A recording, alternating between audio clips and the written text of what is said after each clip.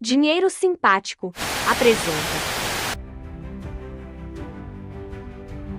Você sabia que a Previdência Social no Brasil tem uma história rica e complexa, marcada tanto pela luta por direitos quanto por grandes desafios, incluindo esquemas de fraude bilionários?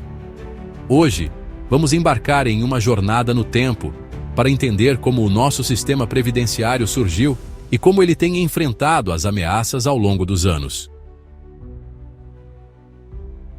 Nossa história começa muito antes do que imaginamos. Já em 1824, a Constituição brasileira previa os socorros públicos, iniciativas privadas como as Santas Casas de Misericórdia que já ofereciam alguma forma de assistência social.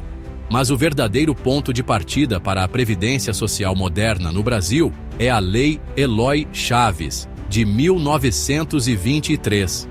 Essa lei foi um marco, criando as caixas de aposentadorias e pensões, conhecidas como CAPES, inicialmente para os ferroviários.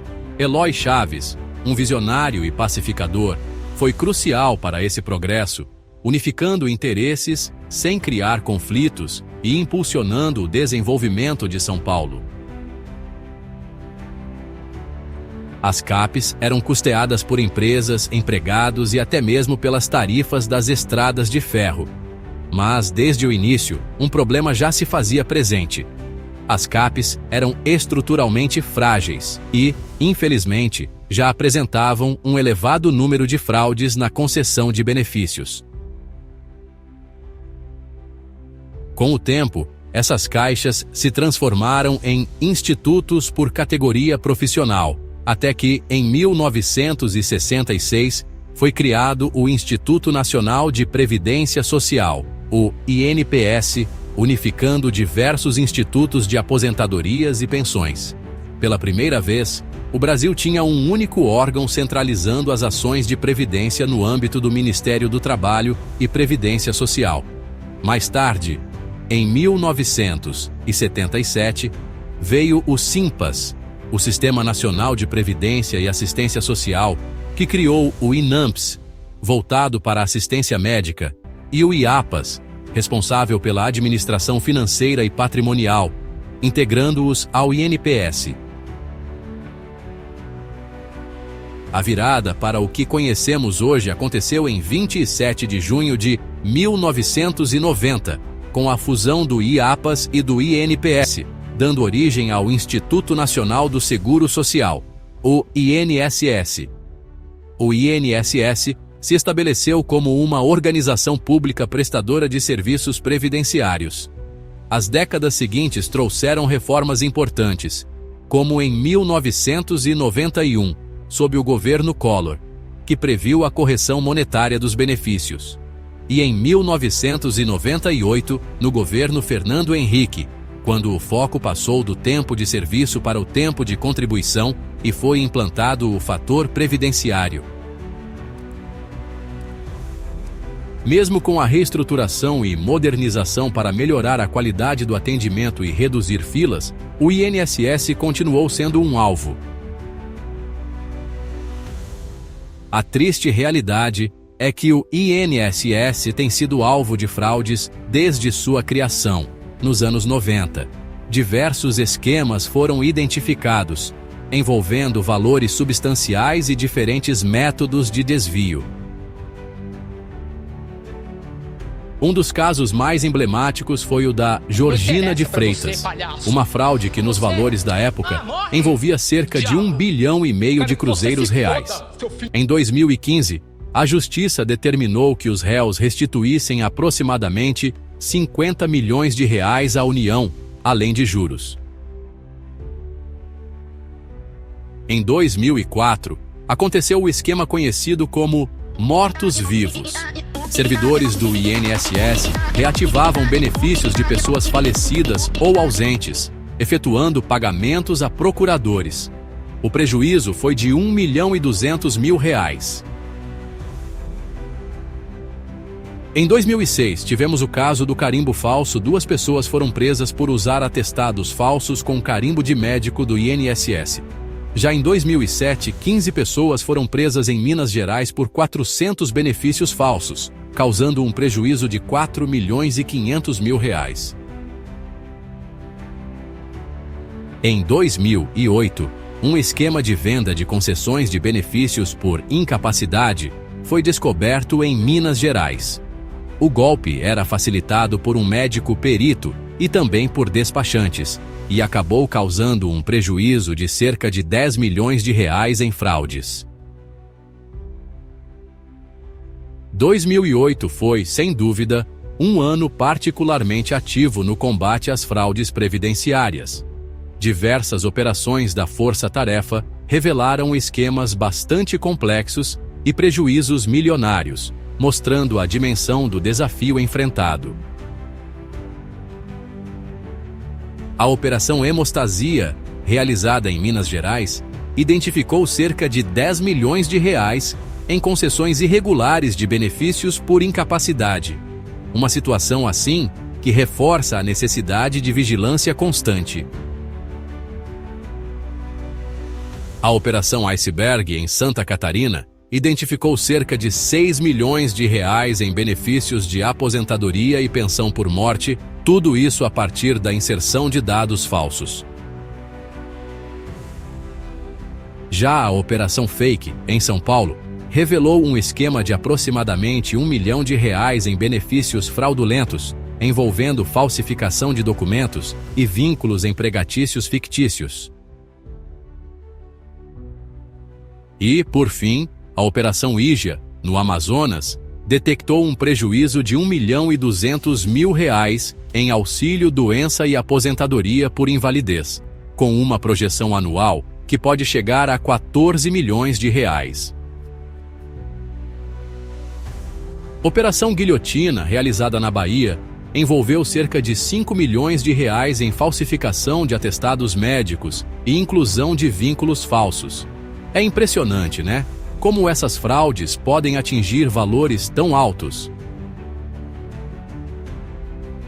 Agora, falando sobre a Operação Ferrugem, também na Bahia, foram identificados R$ 398 mil em fraudes por meio da falsificação de documentos. Realmente, é algo que chama muita atenção. Já na Operação Norne, no Rio Grande do Sul, foram descobertos R$ 423 mil em benefícios retroativos obtidos com dados falsos. É, infelizmente, um cenário que mostra a importância da fiscalização constante. Operação Quimera, em Minas Gerais e São Paulo, envolveu cerca de R$ 8 milhões, podendo chegar a R$ 20 milhões, em fraudes de benefícios. Operação Lama, em Minas Gerais, desviou aproximadamente R$ 15 milhões em recursos. Operação Providência, em São Paulo, identificou R$ 8,7 milhões em 349 benefícios, intermediados por uma quadrilha que corrompia médicos e servidores. Olha só, a Operação Gerião, realizada na Paraíba, identificou cerca de R$ 2,7 milhões em benefícios rurais, auxílio doença e salário maternidade irregulares. Já a Operação Encosto, no Paraná, revelou um esquema de R$ 3,5 milhões envolvendo 350 benefícios fraudulentos, todos com tempo de atividade irregular. E por fim, a Operação Sonho Encantado, no Rio Grande do Sul, descobriu aproximadamente R$ 5 milhões em benefícios obtidos com documentos falsos e tempo de serviço fictício. Olha, a Operação Chacrinha, no Rio Grande do Sul, revelou um esquema que desviou cerca de R$ 7 milhões em benefícios, usando documentos falsos e retroação de vínculos empregatícios. Já na Operação Epitáfio, lá no Pará, foram identificados pagamentos mensais de R$ 200 mil em benefícios destinados a pessoas já falecidas. E por fim, a Operação Inseminação Artificial, no Rio de Janeiro, descobriu mais de 10 milhões de reais em benefícios concedidos com base em vínculos empregatícios que, na verdade, nem existiam. Operação Thanatos, em Rondônia, envolveu cerca de 1 milhão de reais em fraudes de pensão por morte e auxílio-reclusão. Em 2009, a Operação Zeppelin, em São Paulo, revelou 5 milhões de reais em fraudes de aposentadorias e benefícios. Já em 2010, uma fraude no LOAS, no Rio de Janeiro, levou à prisão de 30 pessoas, todas envolvidas em um esquema de propina para agilizar processos, incluindo benefícios do LOAS. Em 2012, a Operação Desmanche, no Maranhão, revelou um esquema envolvendo 1,8 milhão de reais em aposentadorias e benefícios do LOAS. É impressionante como esses desvios afetam tantas vidas, né? Ainda em 2012, a Operação Licomedes identificou 5 milhões de reais em benefícios pagos para pessoas mortas, ou até mesmo inexistentes. Isso mostra, mais uma vez, a importância da fiscalização constante. Já em 2021, a Operação Bússola desvendou 55,8 milhões de reais em aposentadorias rurais fraudulentas. E olha só, graças à atuação rápida, foram evitados prejuízos de 623 milhões de reais. É realmente um trabalho fundamental para proteger os recursos públicos. Os anos mais recentes revelaram um esquema ainda mais alarmante, que abalou a confiança no sistema. 2019. Os descontos indevidos em benefícios do INSS começaram a se intensificar por volta de 2019, com relatos de vítimas desde 2006. 2020. A investigação que culminou na Operação Sem Desconto teve início em 2020. Um diretor de benefícios do INSS auxiliou a apuração, destacando um aumento incomum de associados na CONAFER, a Confederação Nacional dos Agricultores Familiares e Empreendedores Familiares Rurais do Brasil, que saltou de 80 mil para 250 mil entre março e outubro de 2020. Uma chamada fábrica de assinaturas falsas, no Distrito Federal, foi descoberta, especializada em forjar assinaturas de aposentados para justificar os descontos. Em 2021, o valor dos descontos associativos já atingia 536 milhões e 300 mil reais. Em 2023, houve um crescimento vertiginoso nos descontos mensais, saltando de 80 milhões para mais de 194 milhões de reais por mês no final do ano, acompanhado, é claro, por um grande aumento nos pedidos de exclusão.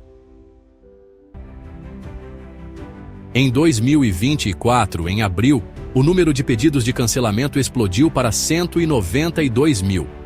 A CONAFER, que foi a entidade com maior aumento, viu seus descontos anuais saltarem de 400 mil para 277 milhões de reais entre 2019 e 2024.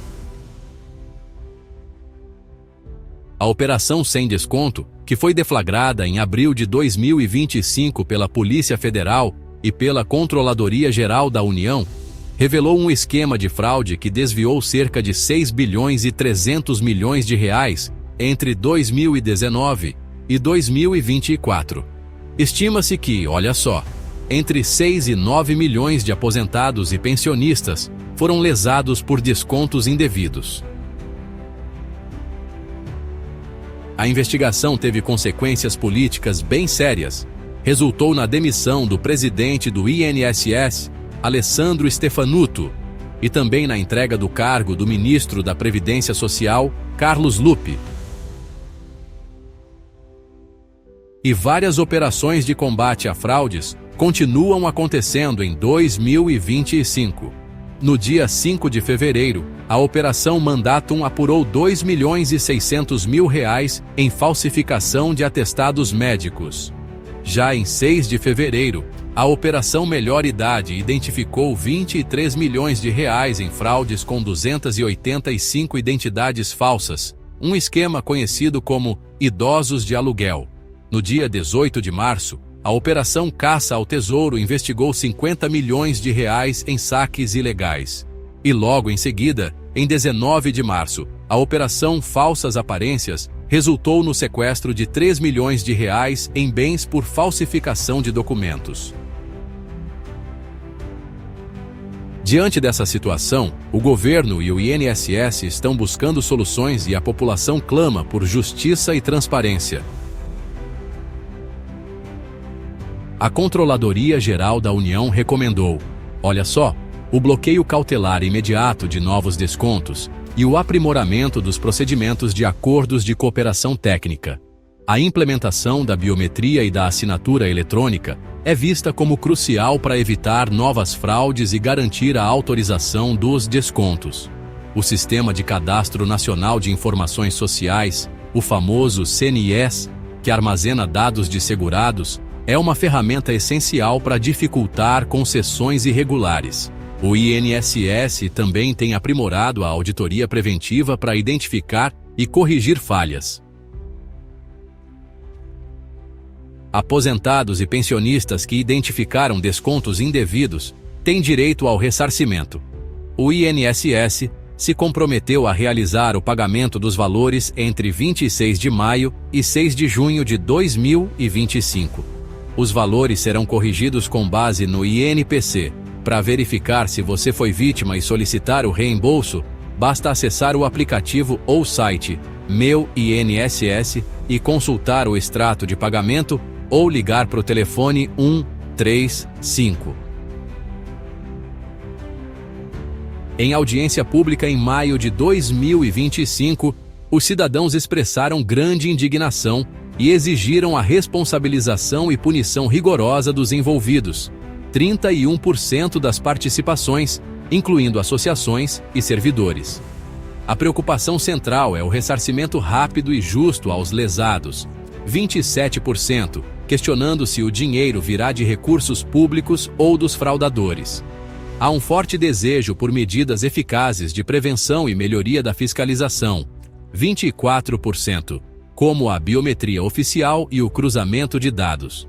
A população também exige transparência e a recuperação da confiança no INSS, 10%, além de questionar a gestão e o envolvimento político, 8%, em operações financeiras.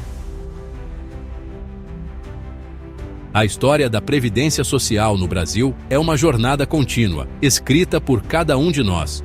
Os desafios são grandes, mas a busca por um sistema íntegro, transparente e que proteja os direitos de todos os segurados e assegure a sustentabilidade do sistema continua. Inscreva-se no canal, deixe seu like e ative o sininho de notificações. Deixe seu comentário, é muito importante para nós.